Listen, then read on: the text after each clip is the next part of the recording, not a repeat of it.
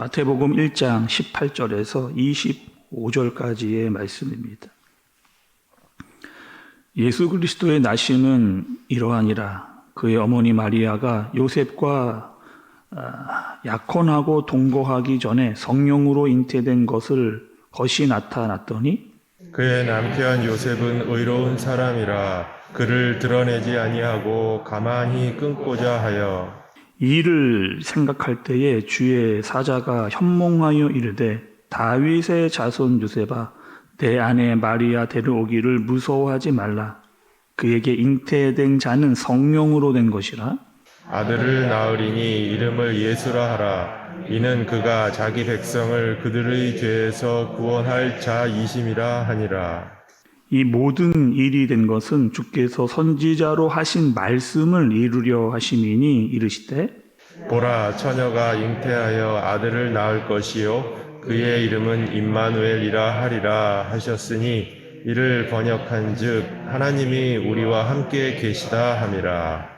요셉이 잠에서 깨어 일어나 주의 사자의 분부대로 행하여 그의 아내를 데려왔으나 아들을 낳기까지 동침하지 아니하더니 낳음에 이름을 예수라 하니라. 아멘. 어제 우리는 여러분 마태복음을 시작하면서 처음에 예수님의 족보에 대해서 쭉 어떻게 예수님이 족보를 따라 이 땅에 태어나게 되셨는지를 우리가 함께 살펴봤습니다. 그리고 오늘 말씀은 예수님의 탄생에 대한 출생에 대한 이야기를 해주고 계십니다.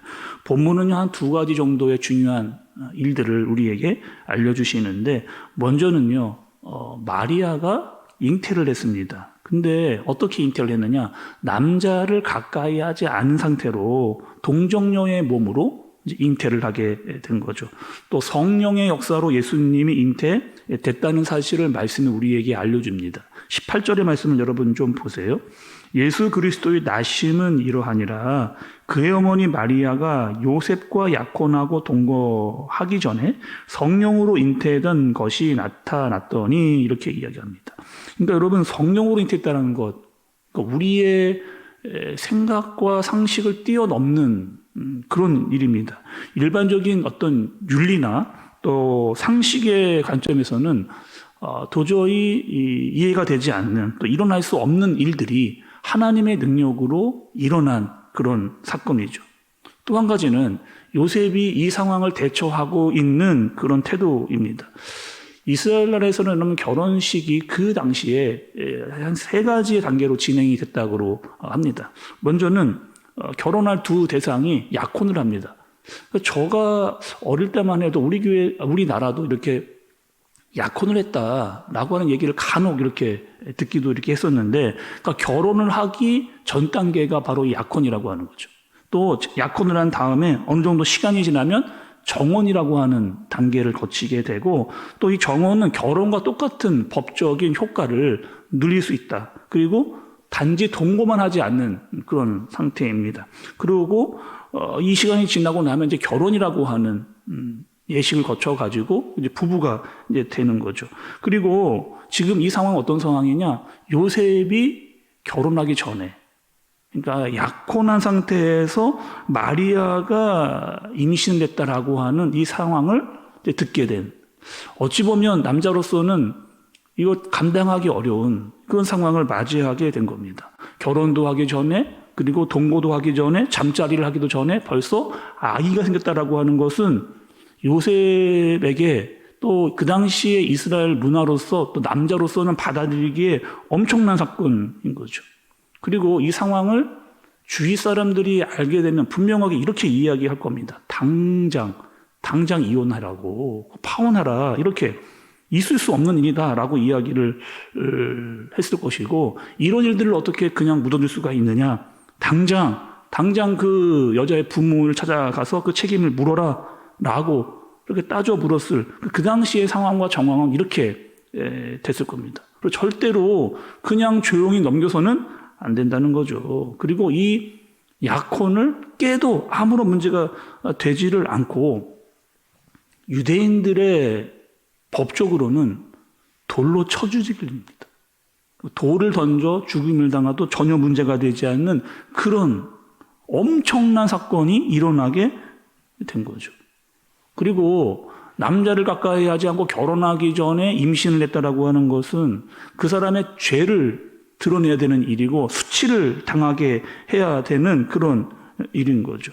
근데 오늘 말씀해 보면 요셉은 어떤 사람이다? 19절에 보니까 의로운 사람이다. 이렇게 이야기를 했습니다. 그리고 마리아와 조용히 그 관계를 끝내려고 하고 있는 그런 상황이에요. 근데 이 요셉에게 지금 사실은 내가 결혼할 상대가 임신을 했다라고 하는 상황도 받아들이기가 어려운 상황인데 이 요셉에게 또 한 가지 더 감당하기 어려운 일을 만나게 됩니다. 어떻게 되는 거예요? 그 마리아를 데려오라는 거예요. 아내로 맞이해라. 이렇게 이야기를 지금 듣고 있는 그런 상황인 거죠. 성령으로 잉태되고 또 그 상황도 이게 잘 처음에는 받아들여지지가 않는데 그것 또한 인정을 하고 마리아를 데리고 와라. 어찌 보면 이럴 수 있잖아요. 그 주의 사자로부터 이야기들을 들은 요셉이 야, 이거 좀 너무 하신 거 아닌가. 하나님이 나에게 이렇게 이야기를 하시더라도 이거는 좀 너무 하신 일 아닌가 라고 생각할 수 있는 그런 요셉일 수 있습니다. 그리고 그 이야기를 또 주의 사자로부터 그 이야기를 듣고 그냥 쉽게 지나칠 수 있었을 텐데 요셉은 그 이야기를 그냥 지나치지 않습니다. 생각하고 또다시 묵상하고 고민하고 그리고 이 지금 마리아가 잉태한 그 분이 바로 예수 그리스도라고 하는 사실, 우리가 기다리고 있었던 구원자여 메시아다라고 하는 그 사실을 듣게 되고 알게 된 다음에 과연 하나님께서 나에게 원하시는 것은 무엇일까라고 끊임없이 아마 고민하고 생각을 했을 겁니다. 그리고 하나님의 말씀을 따라 요셉은 마리아를 아내로 맞이하게 되는 겁니다. 어찌 보면 이 상황이 다 이해되지 않을 수도 있습니다. 내 생각으로 받아들이기 어려울 수도 분명히 있었을 거예요. 그러나 그 상황을 믿음으로 받아들이고 하나님의 말씀에 순종하기로 마음을 먹은 겁니다. 그러니까 이런 부분에서 요셉이 참 대단하다라고 하는 생각이 들게 됩니다. 그리고 오늘 말씀에서 또 한 가지, 그러면 왜 예수님께서는 굳이 동정녀 마리아의 몸에서 오셔야만 했는가? 이 문제가 우리가 먼저 분명하게 알아야 될 필요가 있습니다. 여러분 21절의 말씀을 좀 보세요. 21절에 아들을 낳으리니 이름을 예수라 하라. 이는 그가 자기 백성을 그의 죄에서 구원할 자이심이라 하니라. 이렇게 이야기합니다. 그러니까 예수님께서 동정녀, 그러니까 남자를 가까이 하지 않은 여자의 몸에서 나와야 되는 이유는요, 분명합니다. 무엇이냐? 예수님께서 이 죄의 문제를 해결하기 위해서 죄가 없는 분으로 이 땅에 오셔야 하기 때문에.